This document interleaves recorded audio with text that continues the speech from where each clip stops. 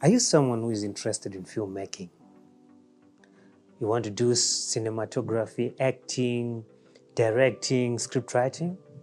So you see, when people are getting into filmmaking, a lot of them, they just do so because they love filmmaking, but they don't have the skills that can push them to perfection. And this is the reason why I've said, let me sit down and come up with this program that teaches you on how to make it in filmmaking. So having gone this far listening to me about this, it means that you're serious about taking your filmmaking skills to the next dimension. And let me not waste much of your time. Let me get straight to the crux of the matter.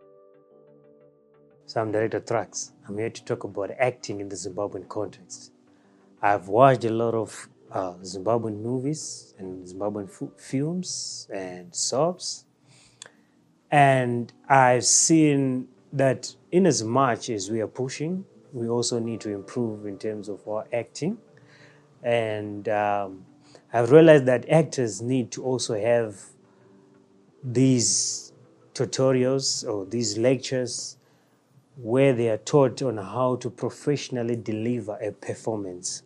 Most of our actors have not gone through schooling in as much as they are good on talent, but they need also to have their skills harnessed by professionals. Well, sometimes you see that this person is a good actor, but instead of reliving the character, he's actually showing us that he can act. So he's acting out a character instead of living the character. So the proper way of acting is when you relive the character.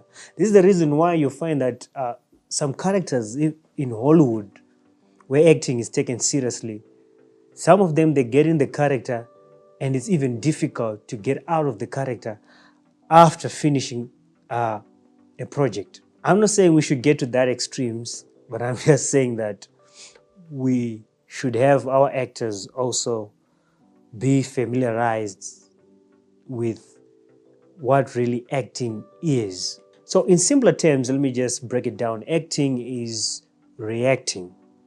Few simpler things that actors have to also understand. But also, acting is interpreting the subtext.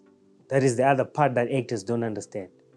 Because viewers or audience could have just read the performance as a text, like how they would read a novel, and make their own conclusions. But you as an actor, you are here to interpret some of the characters that they read and fail to understand.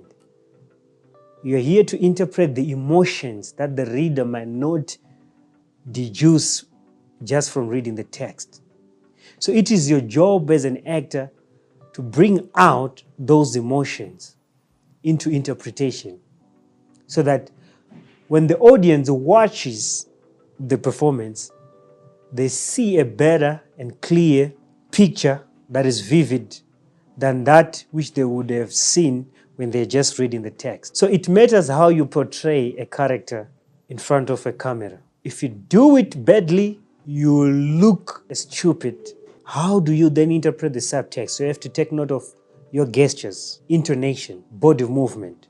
Having mentioned these three, when you talk about intonation, we're talking about the pitch of your voice during dialogue.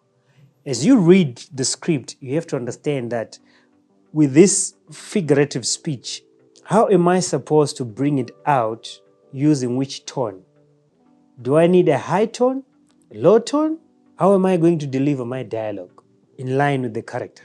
Then in terms of body movement and gestures, I'll just bandage it together so that you don't get confused. They move in the same direction, but they're parallel. So let's look at it. Your body movement, it has to interpret the character. For good example, let's say you are a king. How do you speak like a king, and how do you then move like a king? And your body posture and your gestures, how do you do them? A king don't move like Janet and Dixon. No, they don't do like that. A king is composed, relaxed, and when he speaks, there's authority in his voice. He doesn't rush words. And even his gestures are authoritative gestures. They are not like of a commoner. No, they're not like that. Even the way he sits, their shoulders wide, chest out, because he commands. So he has to look balanced, even in his body stature. So that's the reason why you find that movies that have got this epic look where you have kings involved. You look at the kings, they're well built. Look at Chaka. The king has muscles, shoulders wide, chest out, even the chin, even the way he moves his head, it's calculated. Actresses that act the roles of a queen. Look at the one who acted the role of Cleopatra. And when you come here to Africa, you look at the recent film that was done in Nigeria. I don't know, during the time when Black Panther was also produced. You look at how aggressive she was, how calm, how commanding she was. That's the kind of drive that we would want to see when we talk about the body movement and the stature and body alignment. So we have a lot to talk about when it comes to acting, but this is just the first episode. Me as a director, having had vast experience as a theater director, as a scriptwriter, as a film director, I thought I would share this. Was last year I promised you guys that I'll be having classes. And after doing maybe, I think, 6 episodes, I'll then call actors and actresses for demonstration at our studio so that what I've been saying will be validated by practicals, because acting is all about perfecting the practice and it has to be backed by performance so that it makes sense what I'm saying. So having said that, we meet next time.